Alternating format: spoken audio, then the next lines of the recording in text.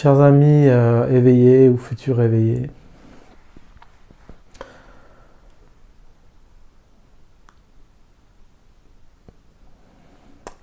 je vais vous parler de l'éveil en fait.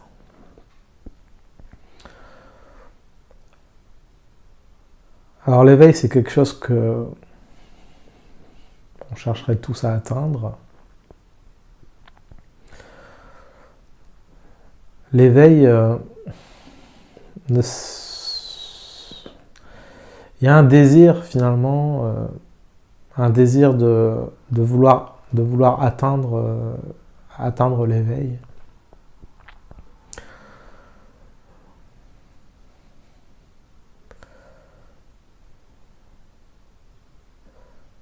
L'éveil, ne peut pas s'atteindre en fait. Et c'est par la méditation et les différentes personnes que vous rencontrez, divers maîtres spirituels. Pas forcément des maîtres spirituels, mais on peut être éveillé. On peut être éveillé sans... On peut rencontrer des êtres éveillés qui ne sont pas forcément dans la spiritualité, telle qu'on l'entend. On peut revenir d'ailleurs sur le mot spiritualité, à vérifier, mais ça voudrait dire, dans l'étymologie la plus profonde, ça voudrait dire souffle. Le souffle. On pourrait dire le souffle divin. Et l'éveil, l'éveil ne s'atteint pas. L'éveil nous habite perpétuellement. Même dans les pires tracas quotidiens ou dans des bouleversements émotionnels, ça peut être des deuils aussi. Quelque chose est enfoui à l'intérieur de nous et cette chose ne bouge pas, elle est stable. Comme dirait Arnaud Desjardins, il parle d'un océan et que dans les profondeurs de l'océan, quelque chose est stable malgré les tempêtes à la surface de l'océan. Alors l'éveil, c'est ça, c'est garder en fait, c'est ressentir, c'est très important, c'est de ressentir la paix malgré les fluctuations à la surface en fait. Et bien sûr, la méditation est une des possibilités pour vivre l'éveil en fait. L'éveil, c'est aussi une discipline parce que quand on ressent cette paix intérieure par la méditation, c'est quelque chose de divin, on peut le dire. Et c'est très très difficile de parler de l'éveil en fait. Quelque part, c'est quelque chose qui... Quand on démarre par exemple la méditation, on peut avoir des états, ce qu'on appelle des états extatiques en fait. Et ces états extatiques, donc, comment dire, je cherche des synonymes, ces états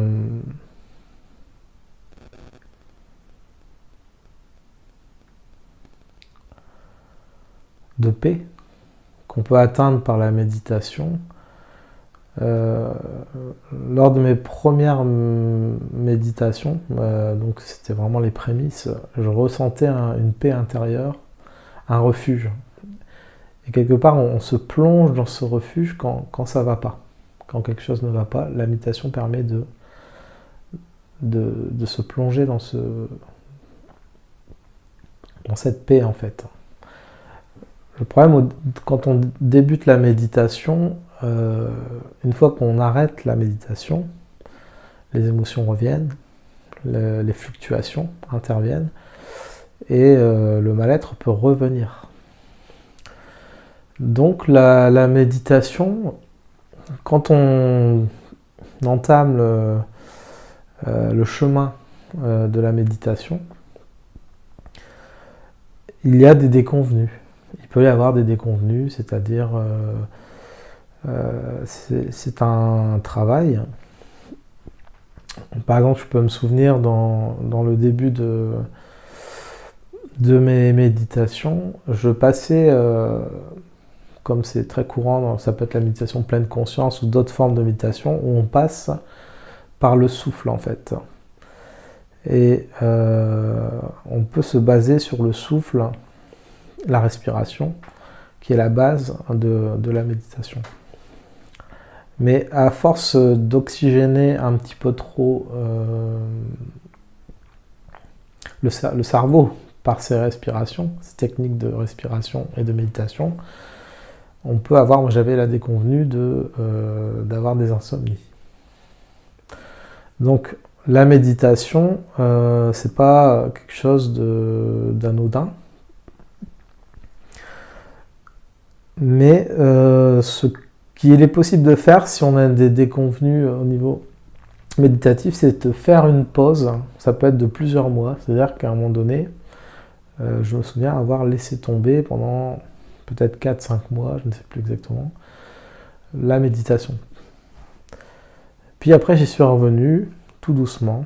Et en fait, c'est comme quand on apprend à faire du cheval, on remonte en selle assez rapidement.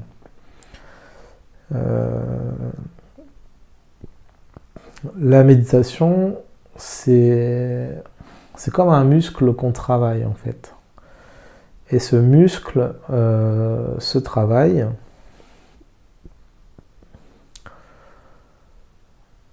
par l'assiduité, c'est-à-dire même si on médite moins d'1 heure par jour, ce qui est déjà pas mal, ce qui est important, c'est la récurrence. Voilà. Après, on peut augmenter, avec l'expérience, on peut augmenter le temps de méditation. On peut totalement l'augmenter. Et donc, là, il faut faire preuve... il faut utiliser son intuition, en fait. Est-ce que je médite trop? Est-ce que je médite pas assez? À vous de voir, selon vos aspirations, Et pour en revenir à l'éveil, c'est un état... C'est pas un état de béatitude, c'est un état de tranquillité, de paix permanent, malgré les fluctuations. Voilà. Et quand on atteint l'éveil, étonnamment, ce qui est très étonnant, c'est quand on augmente cet état de paix de plus en plus, ça devient de plus en plus étalé dans le temps, dans l'espace d'une journée par exemple, c'est très étalé. Il va venir effectivement, il peut y avoir justement les fluctuations, c'est-à-dire ce qui se passe à l'extérieur de vous, peut en fait, étonnamment, c'est ça qui est le merveilleux dans les mystères de la vie, mais on vient vous confronter. Quelqu'un qui va dire je suis éveillé, c'est un peu de l'arrogance, un petit peu, et on va venir choquer. On va venir choquer, et l'éveillé va intérioriser les fluctuations pour garder sa paix intérieure.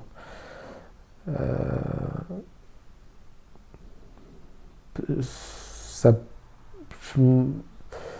certains éveillés vont avoir des colères saines pour maintenir le cap de cet éveil en fait. Et il faut savoir aussi qu'on peut vivre cet éveil sans la méditation aussi. Il n'y a pas d'injonction en disant il faut forcément passer par la méditation pour vivre l'éveil en fait. Donc ça c'est très important de ne pas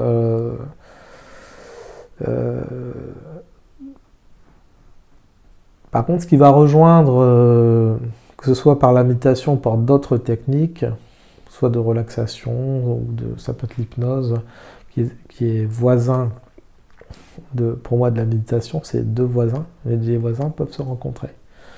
Il n'y a pas de souci là-dessus.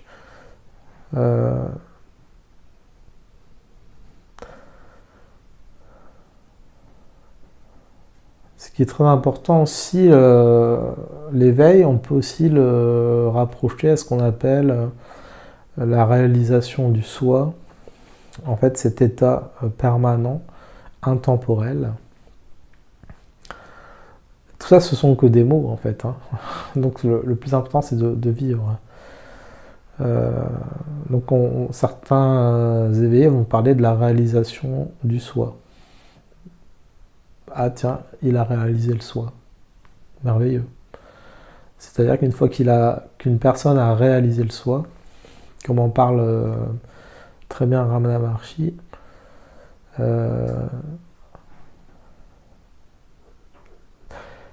c'est quelque chose, ce qui est important aussi à comprendre, c'est que quand il y a aussi ce qu'on peut dire aussi des éveils spontanés, c'est-à-dire un éveil qui se produit comme un éclair en fait. Et ça c'est très étonnant. Ce qui n'est pas mon cas, moi j'ai plutôt l'impression d'être sur le chemin de l'éveil progressif. Et moi j'aime la progression, j'aime ce sentiment comme le thé qui infuse, on prend son temps, tout simplement.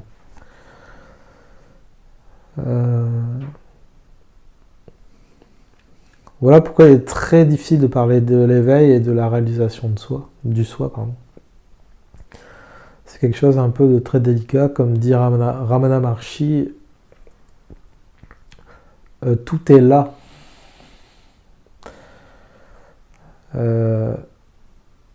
Pas besoin de chercher l'éveil, il est déjà là. Et en fait, tout est là. Tout est là. Tout est disponible. Maintenant, tout est disponible. C'est comme la source. On va creuser très profond dans la terre, pour trouver la source qui va jaillir, et on va atteindre ce qu'on appelle une certaine abondance. Et dans cette abondance, l'eau ne se tarit pas. En fait, c'est quelque chose d'extraordinaire à vivre. Et notamment, moi, c'est plutôt dans la progressivité que ça va se vivre, avec des échecs aussi, avec des remises à zéro. On remet l'ego à plat, avec des échecs très importants.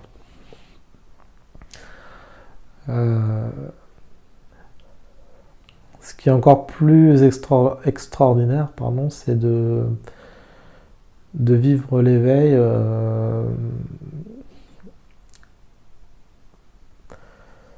avec une maladie, par exemple.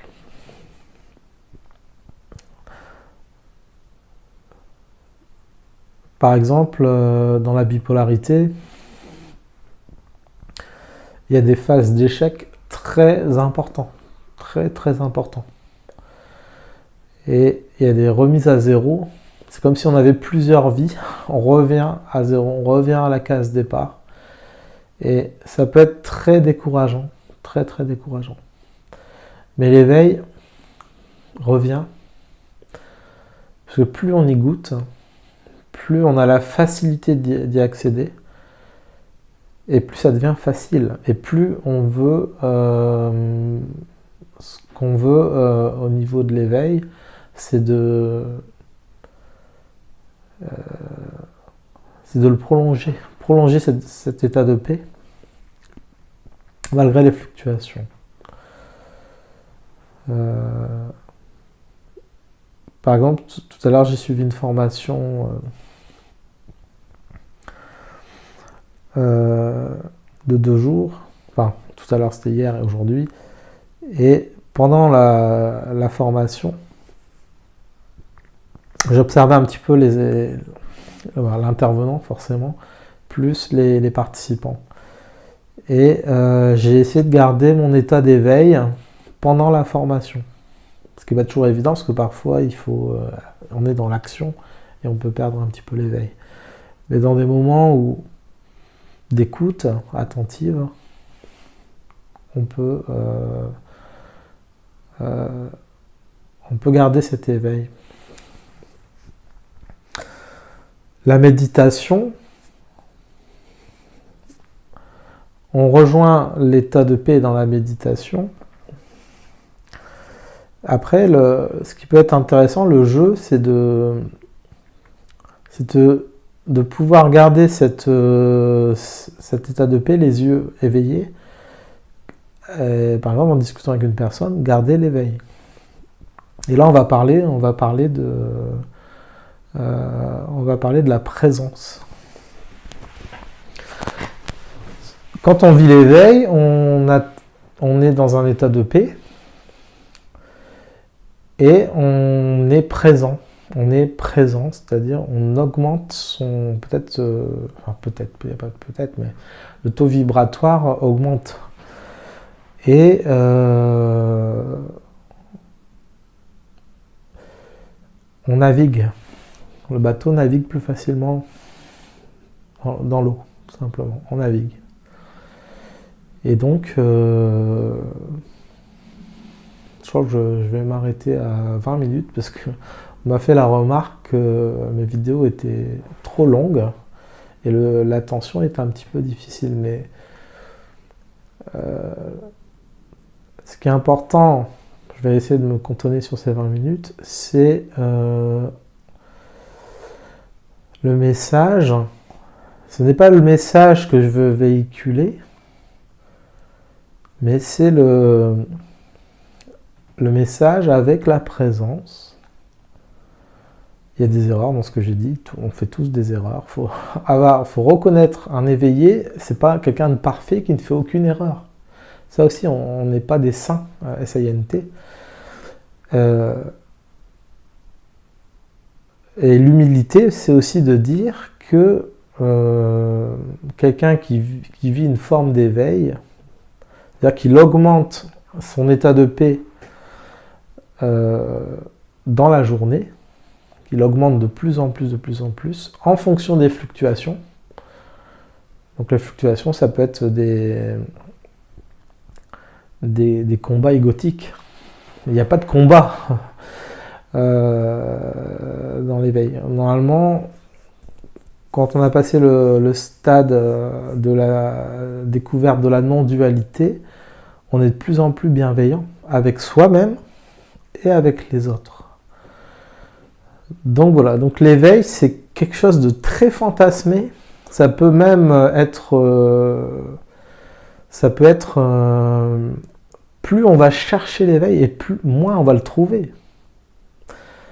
C'est pas comme ce proverbe, je ne sais plus, Al-Farabi qui disait l'eau à force d'opiniâtreté force le rocher. On n'est pas du tout là. Il n'y a pas de combat. Et tout est dans l'accueil. Et quand tout est accueilli, une fois que vraiment tout est accueilli, j'en parlerai dans une prochaine vidéo, les émotions notamment, on passe à ce qu'on appelle l'ouverture. On ouvre tout, on ouvre les vannes. On se laisse envahir totalement par l'éveil, en fait, là où la réalisation du soi. Ce sont que des synonymes, tout ça. Donc voilà, donc l'éveil, c'est presque un non-sens d'en parler, parce qu'on va inciter les personnes à chercher l'éveil et on va s'égarer en cherchant l'éveil. Voilà la subtilité de tout ça. Voilà, je vous remercie de votre écoute et à une prochaine vidéo.